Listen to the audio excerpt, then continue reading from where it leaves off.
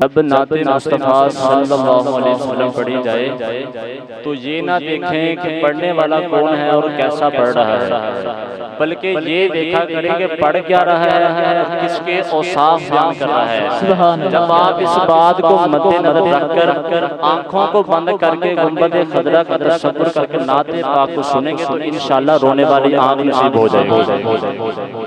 तो मैं अपनी हाजिरी का आगाज दुरूद पाक से करूंगा, तो कोई भी जुबान खामोश नहीं रहनी चाहिए। दुरूद पाक सभी को आता है ना, अल्हम्दुलिल्लाह सभी को आता है।